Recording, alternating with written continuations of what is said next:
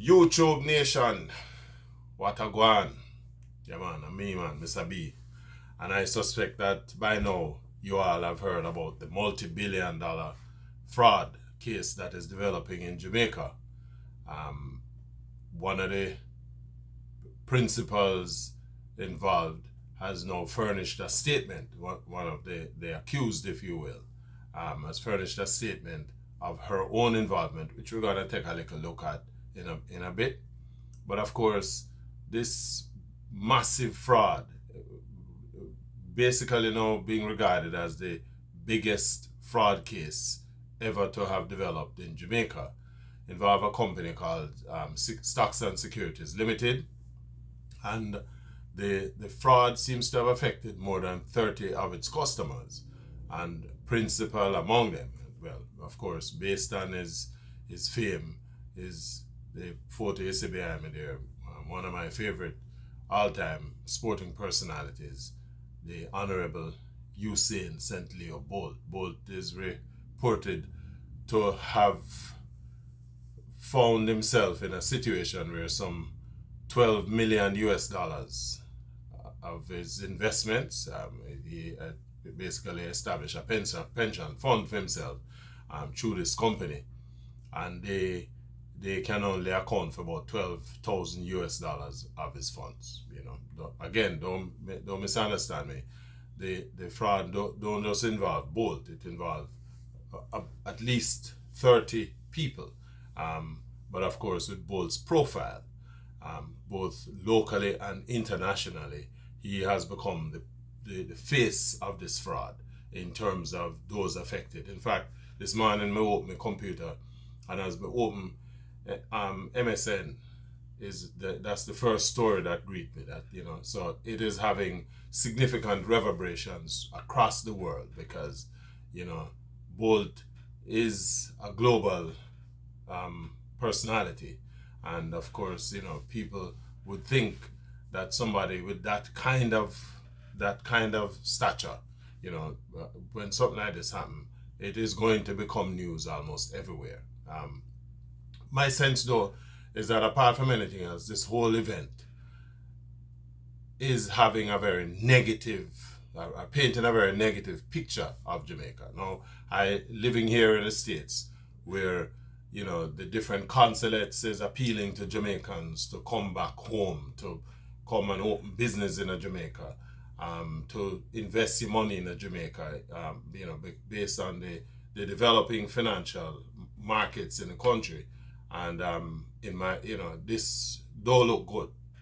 What is worse is that within the political circles, I just reading a response by the Minister of Finance that he's shocked that this company could be involved in this kind of activity when the Financial Services Commission more than 5 years ago published a report that said that this company is inimical to the interests of the financial interests of the country. According to the FSC report, this is a company that has developed a culture of non-compliance. For years, don't furnish audited accounts, provide the Financial Services Commission with audited reports and so on, and doing them on time. Suffice it to say that the same accusations leveled by the FSC is what is now unraveling, as the clients are now coming forward to say, hey, we have not been getting statements on time. In fact, it is understood that the great Usain Bolt, it is because of one, the lateness of statements, and then the discrepancy that he noticed with statements of his account that provided the red flag. And of course, on investigation, he has discovered that he has been completely wiped out. Now, Bolt has been quick to respond by basically, engaging the services of attorneys who have written to SSL and given them a 10-day ultimatum to return the funds. Now, that's a whole different story. But let's look at the other side. This woman um, has been engaged with the company as a wealth manager. Her face splash over. I mean, I call her name, for obvious reasons. The matter is going to be before the courts in a matter of time. But, suffice to say, some things that have come public, and so if the issues are public, I think it is reasonable you can comment on them. But this woman has gone as far as to issue a statement, and in the case of her, because the statement is out in the public, her name is Gina Panton, and she has issued a statement, because of course they're pinning the blame on this whole thing on her. Now here's a company that can't find nearly $2 billion worth of funds, and this woman is producing a statement to show that over a 10-year period between 2012 and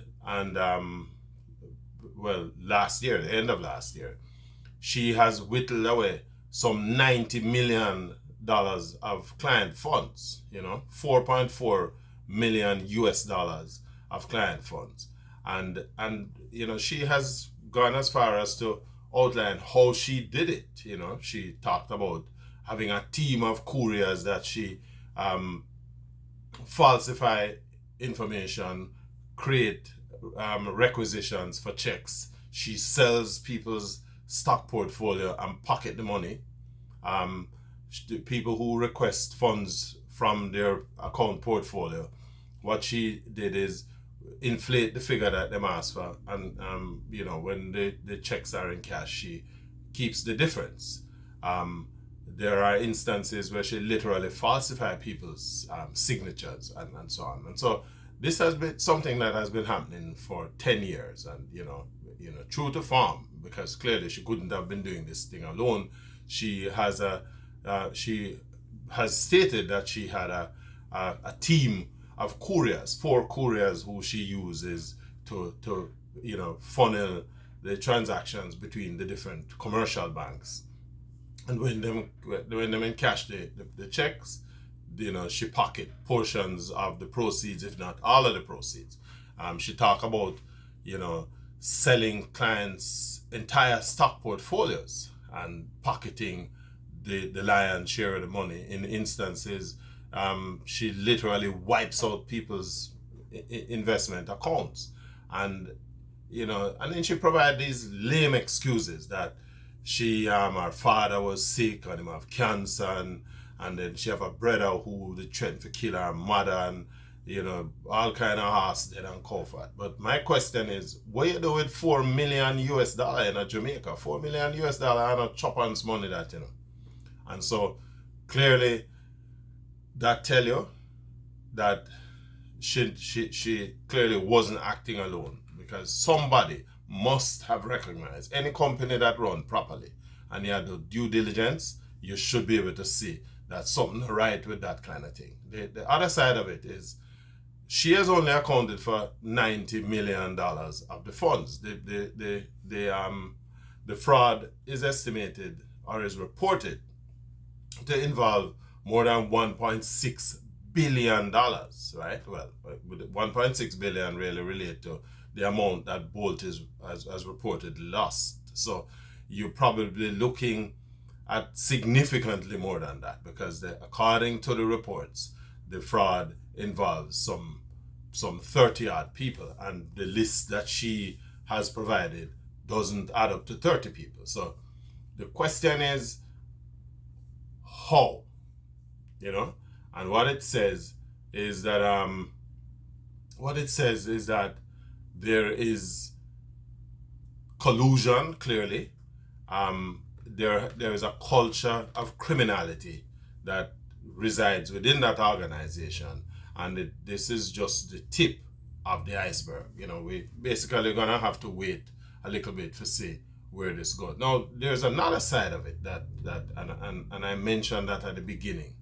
Here we have from the perspective of the people who are here in the United States and elsewhere, who represent the government, who is trying to encourage Jamaicans who live here, who have worked hard and try to find a place to save them money. If you come to Jamaica and bring your money, come. But when you do that, them can't guarantee your security. Now, Jamaica is a place where you can't even get a court case, a case through the court in any with any kind of expeditiousness, if you want, for kind of word, right? So, I'm curious. Bolt is threatening to sue these people, and maybe some of the other people are threatening to sue them. The question is, uh, based on how the Jamaican justice system operate, they may they may be lucky if them get this case go through the court before them dead, because it take on an average a good 7 to 10 years for a case to traverse its way through the Jamaican courts. By the time this a case reach court, both picking them graduate from university already, right? So, there is this connection of a kind of a disconnecting connection, if you will, right? Disconnect it meaning the people who are the policymakers are disconnected from the everyday realities of what is affecting Jamaicans. My philosophy is, and I've lived there long enough, and my involvement is there sufficiently to say that Jamaica has a culture of criminality. It's an embedded criminality culture, right? We are in a situation where people recognizes the deficiencies in the system. If you get sued, you can tie up this matter in a court for decades, right? There's a case where the Privy Council in England just handed down a final verdict in a issue involving this can't remember his name now, this housing developer in Jamaica coming out of the 70s. It took 30 odd years for this case to traverse the court. So you imagine somebody who had depend on your money for live off of, and this kind of situation happen. It also speaks to why Jamaica have this high criminal murder rate, because people uses them resort to them own ends to deal with them situation, because you can't depend on the courts.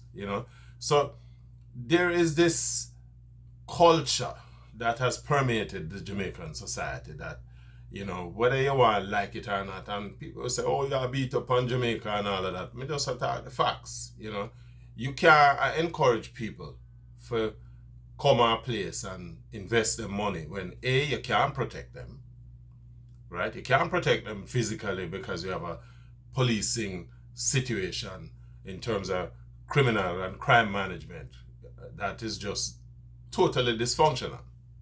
And then at the white collar level, it's even worse. One of the things that I've observed is the level of building activity in the country is if you try to say any correlationship between that and economic activity, there's no evidence to support it. So it tell you that a lot of other illegal activities is there driving this kind of thing. It's part of the thing that is driving these what we call near financial institutions. You have the established commercial banks that have to follow certain rules, but finance houses like these don't. And then you hear people that talk about, oh, well, you have depositors protection scheme. Both lose $1.5 billion.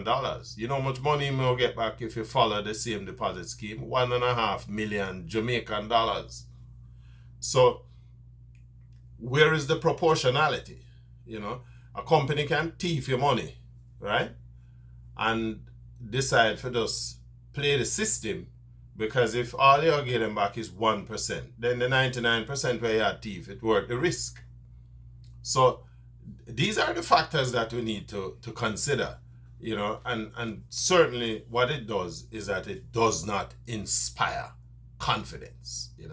I don't care which hole you crawl out of, that doesn't inspire any confidence. I'm curious as to where this is gonna go, how it's gonna end up, because you're talking about $2 billion. This woman has only accounted for 90 million. So where is the other 1.6 or 1.5 and change $1 billion? not even gunfire about that. The principals are silent, as you would expect them to be. Them allow them legal people to speak for them. And that's all well and good. But the bottom line is that it don't inspire no confidence. Let me let you in on another secret, because in the course of the last 6 months, we have seen where, between NCB and Sagicor, there are 4 women who have been arrested and charged for, fraud, different proportions of money. But it again speaks to the confidence within the financial sector, at least with NCB and possibly with Sagicor. Those depositors may be able to get back the money, and you're hopeful with that. But certainly when you deal with this kind of financial house that is not governed by the same regulations, that has demonstrated to the regulators anyway that we don't respect the regulations, and them not sanctioned for it. And it also begs the question, who these people know, who them involved with, because clearly we know the power of the political involvements and the depths and the penetration, and we know how that support all kind of other nefarious activity. Let me hear your thoughts on this. Let me see your feedback in the comment section. And if you like the video, hit the like button. If you're not subscribed yet, subscribe to the channel, because I may have some more where we're going to reveal, this just I'll give a tip of the iceberg, but we're going to follow the story, right? So subscribe to the channel, share, like, and let me see your comments, your feedback in the comment section. Until we talk again, I'm me, say man, Mr. B, respect.